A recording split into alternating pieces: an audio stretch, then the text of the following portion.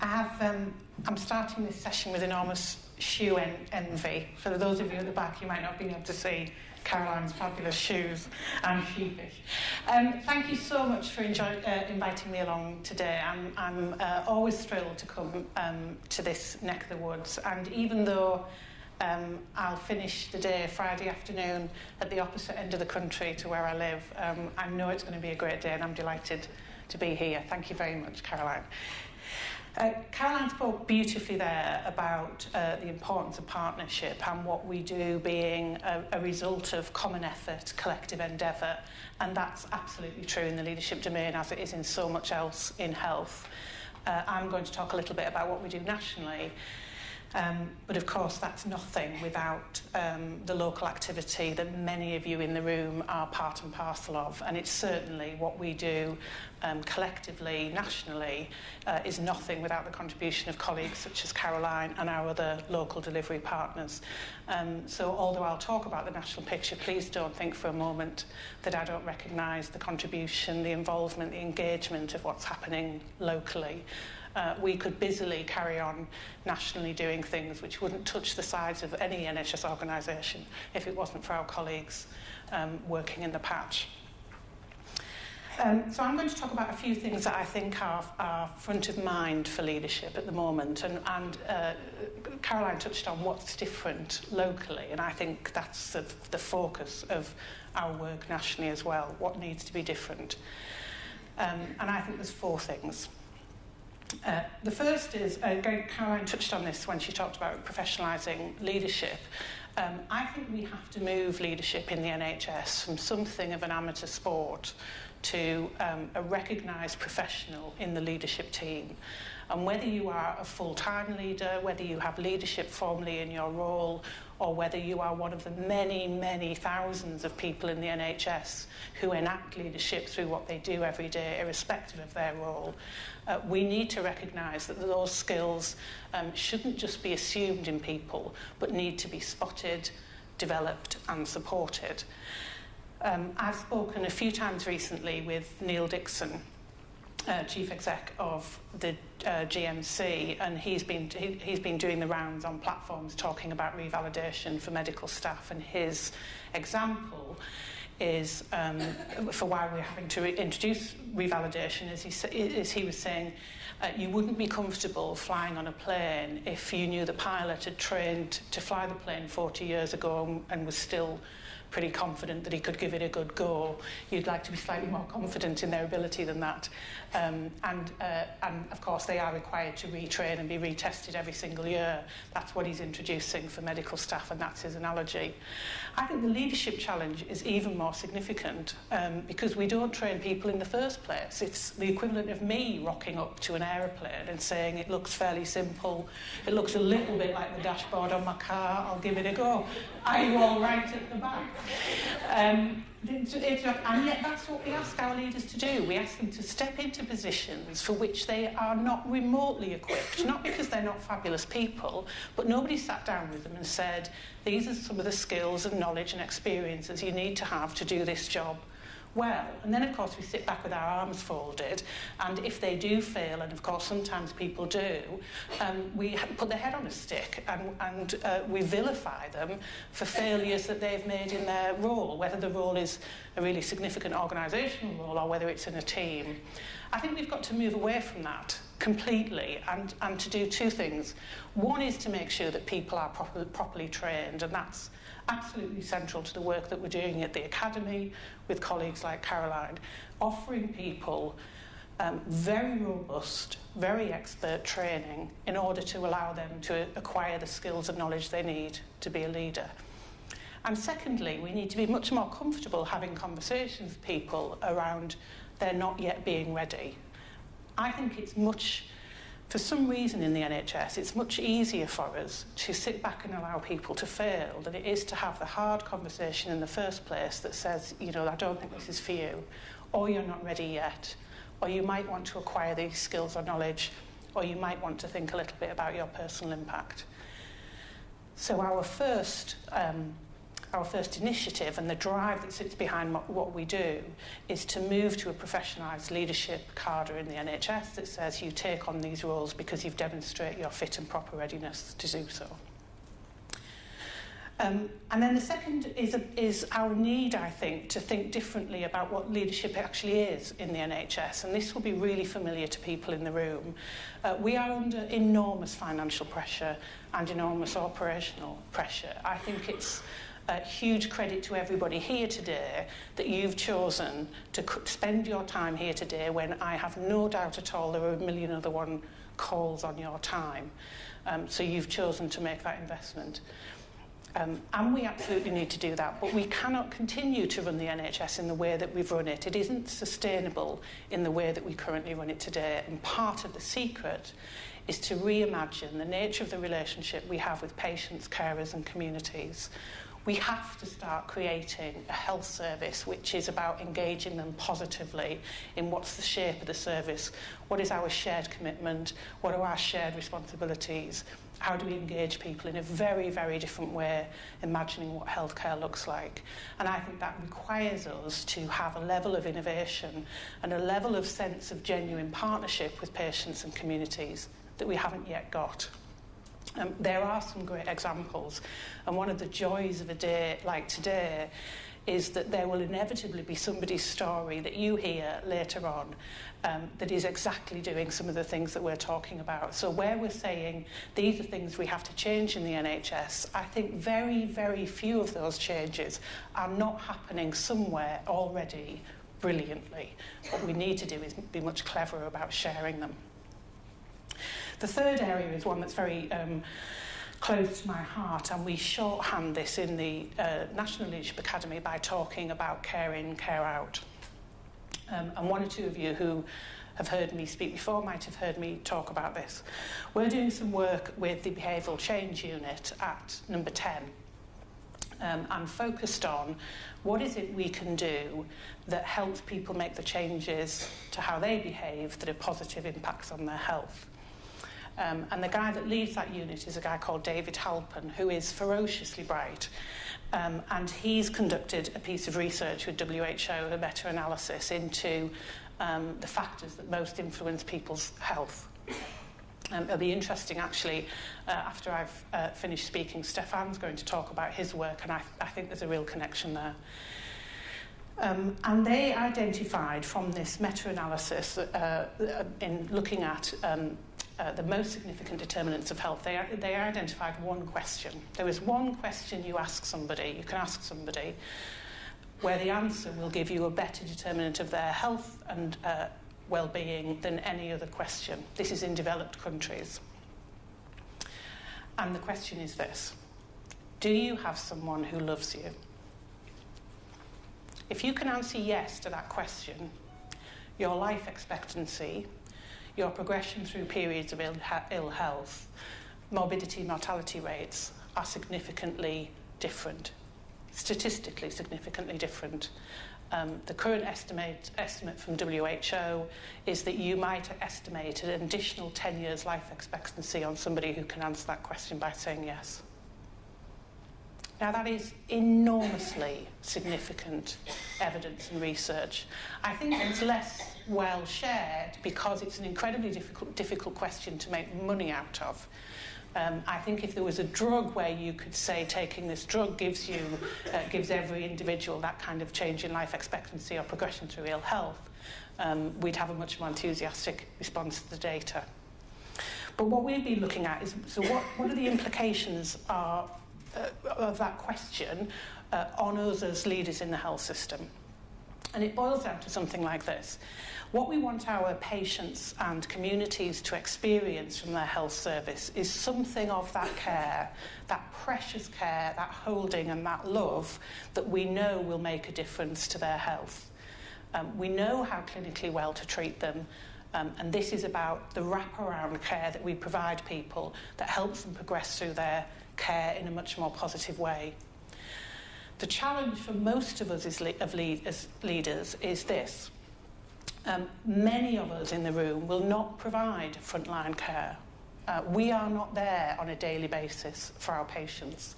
Many of us in the room will not be people who have the emotional labour that's associated with direct hands-on patient care. But we do have staff that do. We do work with people that do. And our responsibility is to create an NHS environment which allows those people to care, and we do that by caring for them. By, dare I say it, loving the staff that we now need to love our patients. Not just because it's about providing a more caring and compassionate service, but because we know it makes a difference. We know it makes a difference to people's health and well-being. And we can't ask our staff to give of themselves every single day, relentlessly in difficult situations, and to give of themselves in a very caring and loving way to our patients if they themselves don't feel cared and loved in return, if they feel that it is a one-way street for them. So that's the third area. The fourth area is this. And this is a tough one because I recognise there are some experienced faces in the room. So I'm going to talk about some difference that we need to have in our leadership communities, but to do so whilst I'm holding respect for people who are already there. I mentioned that the future needs something different from us than the past. And I think we need to look at ourselves as NHS leaders. The challenge for many of us is that the role models that we need to create that difference in the NHS are not there. There aren't that many people who are modelling at the moment for us in very senior positions in the NHS that are modelling the kind of behaviours that we talk about, that are changing the nature of the way that we engage with patients and communities differently, that are differently creating an environment for their staff, or who are differently behaving with their staff in the way that we're talking about that creates the change that we're looking for in the NHS. So the challenge, I think, for you in the room as leaders is to be your own role models, is to be yourself the difference that you're looking for, and to create those role models for future generations. This isn't to lambast or criticise those people already in post. Irrespective of the abuse that the NHS has suffered over the last few years, and somebody more cynical than me might think it's an almost orchestrated abuse of the NHS, I couldn't possibly say. I'm not part of the chorus that criticises existing leaders. I think they've led us through a remarkable renaissance in the NHS. There's many of you in the room that will remember a time when you could wait 2 years to see a consultant for your appointment, who would then tell you that the operation you needed was probably another 2 years wait away. Now, I hope there's people in the room that don't remember that and are staggered that that might even be a truth, and it absolutely is. Some of the changes that we've introduced in the NHS over the last 10 or 12 years are remarkable and a huge credit to the people that led those changes. But the way those changes were led has had an unfortunate impact in many cases and has left a legacy that isn't equipping us for the difference that we need to be. So along with all the other challenges we're presenting our leaders, we're also saying to them, we want you to be different. We want you to shine a light to create a path that you haven't yet seen ploughed. The exception is those bright, shiny corners of the NHS where people are beginning to make a difference. And this afternoon is an opportunity to celebrate some of those people. This is what we need to spend more time and money on.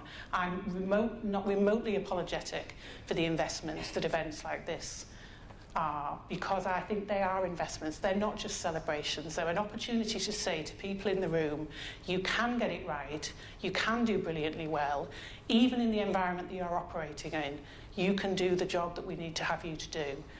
And as an example, here are the people that are doing that. So professionalising leadership by recognising the importance of that role and preparing and equipping people properly. Creating a different relationship with our patients, carers and communities so that we can design and deliver a different NHS. Care in, care out, looking after our staff, which makes sure that they have the resources to look after their patients. and being your own role model for a different leadership. That's much of what we champion in the Academy. Caroline talked a little bit about purpose and why we're all here, and although I speak frequently about what it is the Academy is doing and what we hope our contribution is to our leadership community, and I genuinely believe that we're here to serve you. We are nothing if we are not providing you with opportunities which have high impact, which make a difference and allow you to do your job differently. There is a personal driver behind all of our work, isn't there, in the NHS? I have a very personal driver at the moment, and one or two people in the room know this. As I speak, my son is on a renal ward in Manchester. My son's 26, but for anybody in the room who's got children over the age of 18, you'll know that the minute they're ill, they just become your babies again anyway. So he's a 26-year-old man, but he's still my baby. And he's in hospital. He had a kidney transplant at the weekend. He had a kidney transplant just over 10 years ago, one of mine, which obviously failed him miserably, and he's having another one, which he's waited 3 years for. And there's an interesting tension because, and again, I know Stefan's here today to talk about some issues in terms of the global environment we operate in. The medical care that Jamie's had is something that very, very few people in the world will have access to in the way that we do here in the NHS. We have a truly, truly precious gift. And for any of you that have been watching the debacle in the States over recent weeks, the ferocity with which people have argued against the outrage of giving people access to free medical care just astounds me. That people can become so emotional and so passionate about denying health care to others. And we have that in the NHS. We have something extraordinary, and it's absolutely worth protecting. It's absolutely what our careers are motivated to do. But there's something very different happening for my son as well. I hand him over to your care. I'm not there in the middle of the night when he wakes up in pain. And I want to know that he's being looked after, not just that his pain's being treated, but he's being responded to by a gentle touch or a kind word, a loving warmth that I'm not there to give him because I've handed him over to your care.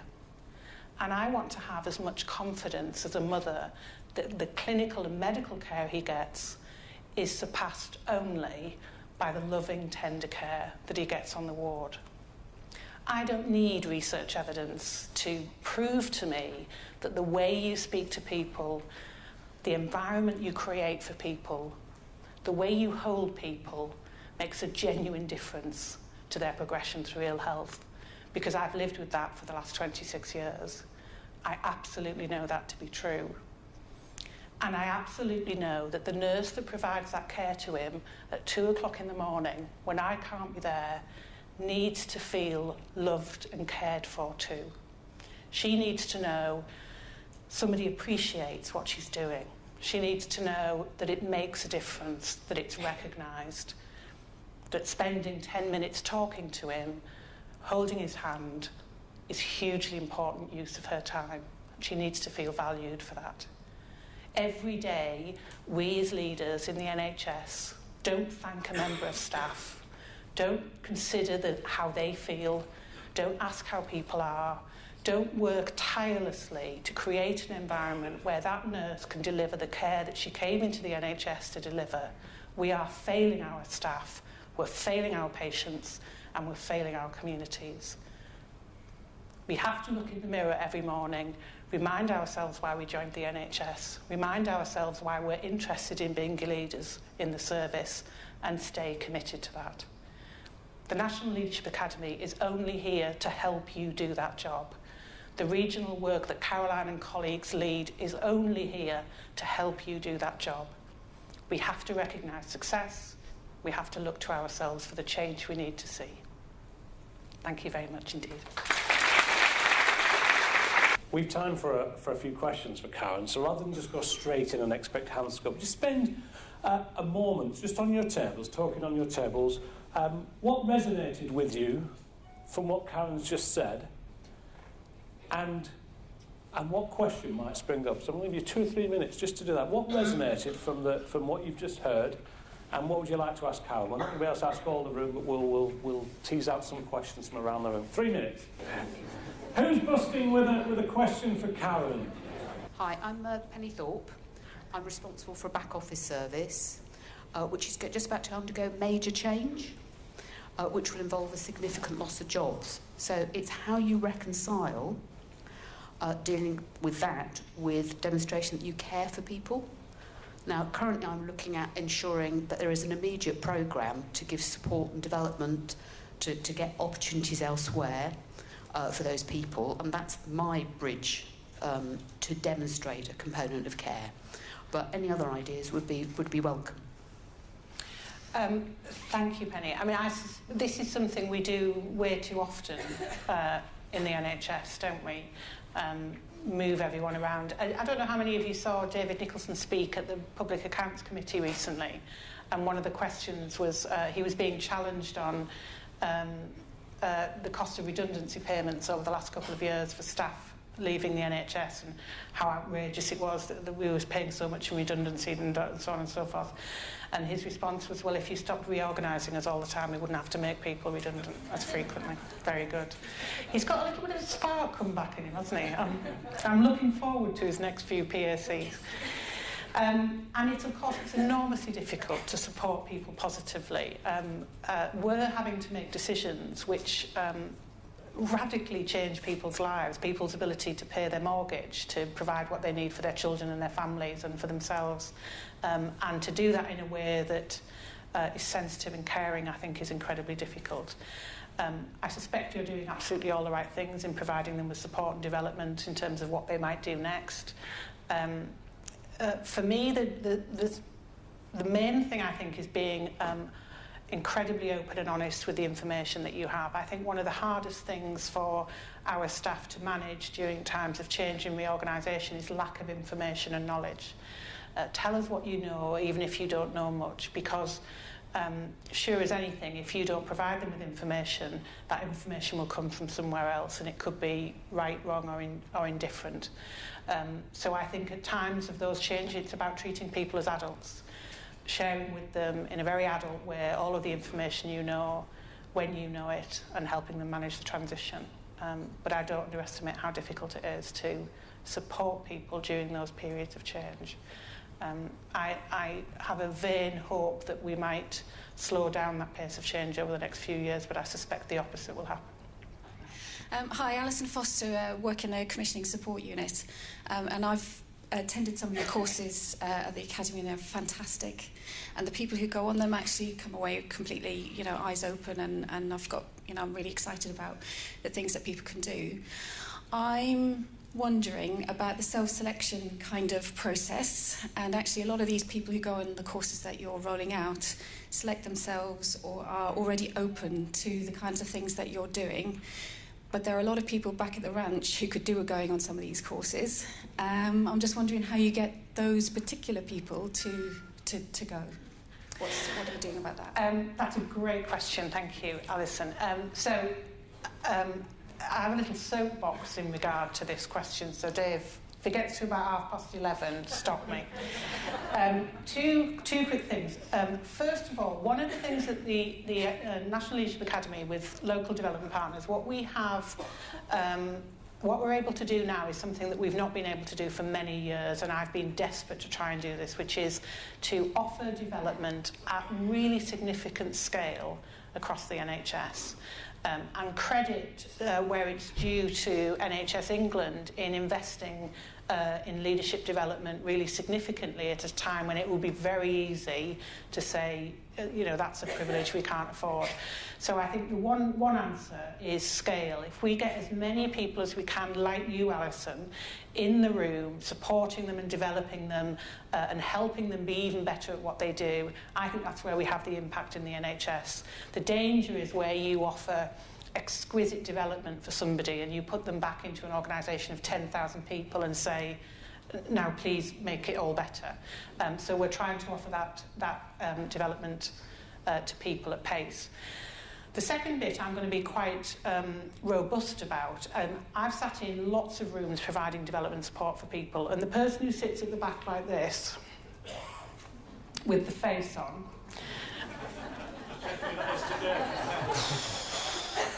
Not in a salmon pink jacket. no, yeah, I can see you. One or two things happen with that person. Either they have a real road to Damascus moment and you see change in them that is just exquisite and beautiful. But often you can spot immediately that there is nothing. Leadership development isn't magic pixie dust. There is nothing I can do to that person that's going to make any difference. And the number of people, this drives me crazy, I will stop in a minute, the number of people who are sent on a development programme because they've got some behavioural issue that nobody's ever had the nerve to stand up and talk to them about, so we'll send them on another programme, which is essentially just firing off your problems for somebody else. That's not what leadership development is about at all. I think you can't provide really great leadership development to somebody who doesn't want to be developed. We will not change problem staff in that way. Now, having said that, I am absolutely of the belief that nobody comes to work to do a bad job. Nobody comes to work with the express wish of ruining their colleague's day. They just magically can do it. Anyway. Sorry, Dave. And you know who those people are. There's an entirely different way of managing those people, and it isn't farming them off on a course and hoping somebody else can sort the problem out for you. Hi, I'm Helen Mackenzie. I'm the Director of Nursing and Governance for Berkshire Healthcare Trust. On our table, we recognise that Caroline's presentation highlighted the challenges presented to the NHS over the last year. And how do we let staff know that we value them when 5% of the care delivered is repeatedly highlighted by external agencies? I think the question's a very kind of personal one, isn't it? What is it that defines who I think I am at work? And when I read the news or comments or commentary about what happens in the NHS, I have to say I do feel a sense of shame, and I don't feel personally attacked. I have around me some fantastic colleagues, and I know when I'm not doing good work, and I know when I've not had a good day. And I certainly don't need the flipping Daily Mail to tell me, thank you very much, whether I'm doing good or not. The next person that says to me, does it pass the Daily Mail test? My aim every day is to not pass the Daily Mail test. So I know. So I don't think it's that hard. The relentless noise can only be drowned out by your whisper in the ear of a colleague that says, thank you. That was great. You were lovely. What can I do to help? Those whispers are a million times more powerful than lurid, unpleasant, untrue, or even true and heartbreakingly so comments that we have in the media. And it's down to you. Every single one of you has the power to make that change, to make that your voice heard.